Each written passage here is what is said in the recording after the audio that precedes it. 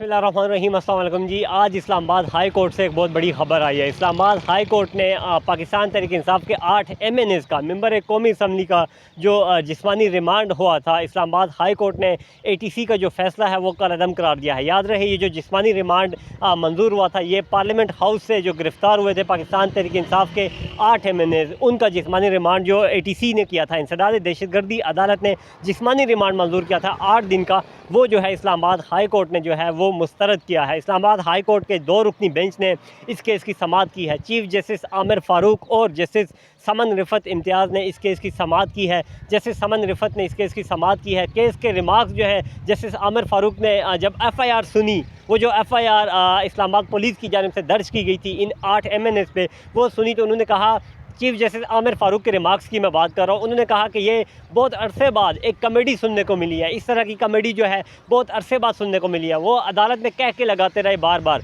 फिर उन्होंने कहा कि आपने शुएब शाहीन पे पिस्टल डाला है, कि इसने पिस्टल इसके पास था और बखी में इसने पिस्टल मारा है। तो उन्होंने कहा कि क्या शुएब शाहीन को मैं नहीं जानता। फिर उन्होंने कहा क्या बैरिस्टर गौहर को मैं नहीं जानता कि वो किस किस्म का आदमी है। फिर उन्होंने इस्लामाबाद पुलिस को मुखातिब करते हुए कहा कि इस्लामाबाद पुलिस थी या रज़िया जो गुंडू में फंस गई थी और गुंडू ने उसे पिस्तौल के ज़ोर पे, क्लैशनकोप के ज़ोर पे जो है वो अगवा कर लिया था, गिरफ़्तार कर लिया था और गुंडू ने उन्हें यरगमाल बना लिया था। इस्लामाबाद पुलिस की इंतहाई सरजनिश की गई है, प्रोसिक्यूशन की सरजनिश की गई है।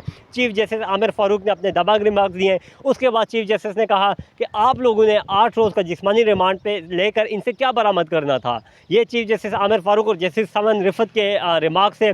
उसके बाद पाकिस्तान तहरीक इंसाफ के तमाम MNAs को जो मेंबर कौमी असम्बली हैं, उनको जो है जुडिशल रिमांड पे जेल भेज दिया गया है। अब की सूरत हाल ये है कि इस्लामाबाद से पाकिस्तान तहरीक इंसाफ के जितने MNAs थे, गिरफ्तार थे, वो इस वक्त प्रोटेक्शन आर्डर पे पाकिस्तान पार्लियामेंट हाउस में है। चूँकि पार्लियामेंट हाउस का इजलास चल रहा है, तो अभी पार्लियामेंट हाउस के इजलास में शरीक हुए हैं। उसके बाद क्या होना है, उसके बाद ये होना है कि जितने ये MNAs हैं, ये जुडिशल रिमांड पे जेल भेजने का आर्डर जारी किया है। तो 6 से 7 दिन का जुडिशल कर दिया इन्हें। तो जुडिशल पे ये जेल आएंगे। जेल तो इस्लामाबाद में अडियाला ही लगती है, तो ये सेंट्रल जेल अडियाला में आएंगे। बानी PTI भी यहाँ पर है, तो वो 8 MNAs भी यहाँ पर आएंगे। उसके बाद इनकी बेल फाइल की जाएगी, ज़मानत की दरख्वास्त दी जाएगी। तो हो सकता है कल या परसों या फिर अगले हफ्ते में इनकी ज़मानत हो जाए। लेकिन देखना ये है कि ये जो ज़मानत होगी इनके, उसके बाद इन 8 MNAs को रिहा किया जाएगा या नहीं, क्योंकि इस्लामाबाद पुलिस ने बहुत सारी नामालूम FIR भी इस बात का दावा कर रहे हैं कि दर्ज क्यों हैं इन 8 MNAs पे। तो अब देखना ही है कि इन 8 MNAs को इस्लामाबाद हाई कोर्ट से